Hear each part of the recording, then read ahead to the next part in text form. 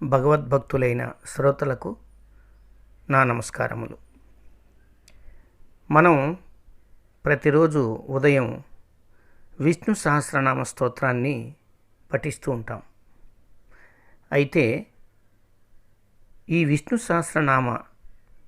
నామములకు అర్థం తెలిసి పఠిస్తే ఫలితము ఎన్నో రెట్లు అధికంగా ఉంటుందని పెద్దలు చెప్తారు. ఈరోజు విష్ణు సహస్రనామ స్తోత్రంలో మొదటి 5 శ్లోకాలకు అర్థం తెలుసుకుందాం. మొదటి శ్లోకం. విశ్వం విష్ణుర్వషట్కారో భూతభవ్య భవత్ప్రభు భూతకృద్ భూతభృద్ భావో భూతాత్మ భూతభావన. ఇందులో విశ్వం నామరూపాత్మకమగు ప్రపంచమంతయు తని అయినవాడును, విష్ణు సర్వత్రా వ్యాపించియుండువాడును, వషట్కార వేదయజ్ఞస్వరూపుడును, భూత భవ్య భవత్ప్రభు త్రికాలములలో నుండు సర్వమునకు అధిపతియును, భూతకృద్ సర్వజీవులను సృజించువాడును, భూతభృద్ జీవకోటినంతటిని పోషించువాడను, భావ చరాచర జీవరాశి ఎగువాడును, భూతాత్మ అన్నిట అంతర్యామిగా ఉండువాడును, భూతభావన ప్రాణులు పుట్టి పెరుగుటకు కారణమగువాడును అయిన శ్రీమన్నారాయణునకు శిరస నమస్కరిస్తున్నాను. ఇక రెండవ శ్లోకం. భూతాత్మ పరమాత్మా చ ముక్తానాం పరమాగతి అవ్యయ పురుష సాక్షి క్షేత్రజ్ఞోక్షర ఏవచ. ఈ శ్లోకంలో భూతాత్మ పరిశుద్ధమైన ఆత్మ కలవాడును, పరమాత్మ నిత్య శుద్ధ బుద్ధ ముక్త స్వభావుడును, ముక్తానాం పరమాగతి ముక్తజీవులకు పరమ లక్ష్యమైన వాడును, అవ్యయ మార్పు ఎరుగని వాడును, పురుష నవద్వారములు గల ఉపాధి ఎందుండు వాడును, సాక్షి ప్రత్యక్షముగా అన్నింటినీ తిలకించుచుండువాడును, క్షేత్రజ్ఞ శరీరములందు జీవరూపమున ఉండువాడును, అక్షర నాశము లేనివాడును అయిన శ్రీమన్నారాయణునకు శిరస నమస్కరిస్తున్నాను.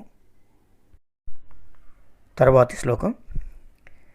యోగో యోగవిదాం నేత ప్రధాన పురుషేశ్వర నారసింహవపు శ్రీమాన్ కేశవ పురుషోత్తమ. ఇందులో యోగ జీవేశ్వర సంయోగమున పొందనగువాడును, యోగవిదాం నేత యోగీశ్వరులకు దారి చూపువాడును, ప్రధాన పురుషేశ్వర జీవునకు మాయకు అధిపతి అయినవాడును, నారసింహవపు నరసింహాకృతి ధరించినవాడును, శ్రీమాన్ సర్వదా లక్ష్మీ సమేతుడైయుండువాడును, కేశవ ప్రశస్తమైన కేశములు గలవాడును, పురుషోత్తమ జీవరాశి అంతటిలోనూ ఉత్తమమైనవాడును అయిన శ్రీమన్నారాయణునకు శిరస నమస్కరిస్తున్నాను. ఇక 4వ శ్లోకం. సర్వ శర్వ శివ స్థానుర్భూతాధిర్నిధిరవ్యయ సంభవో భావనో భర్త ప్రభవ ప్రభురీశ్వర. ఈ శ్లోకంలో సర్వ సర్వము తానే అయినవాడును, శర్వ తనను ధ్యానించు వారికి సర్వశ్రేయములు చేకూర్చువాడును, శివ సత్వ రజస్ తమో గుణములకు అతీతుడు కావున పరిశుద్ధుడును, స్థాను సర్వవ్యాపియును శాశ్వతుడును చలనము లేనివాడును, భూతాది పృథ్వీ, జలము, తేజము, వాయువు, ఆకాశము అను పంచమహాభూతములకు మూల కారణమైన వాడును. అవ్యయ నిధి, తరుగులేని ఐశ్వర్యము అయినవాడును. సంభవ, ధర్మరక్షణ కొరకు వివిధ అవతారములు ధరించువాడును. భావన, సర్వులకు సర్వఫలములు ఇచ్చువాడును. భర్త, విశ్వమునంతయు పోషించి పాలించువాడును.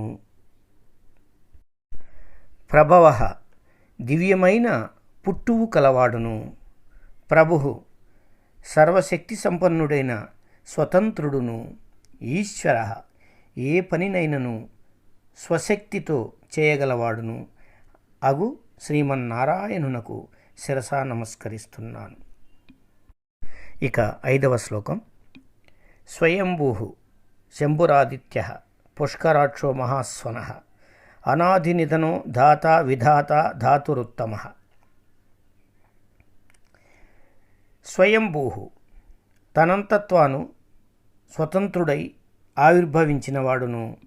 శంభు, సర్వశ్రేయములకు మూలమైన వాడును. ఆదిత్య, సూర్యుని యందు స్వర్ణకాంతితో ప్రకాశించువాడును.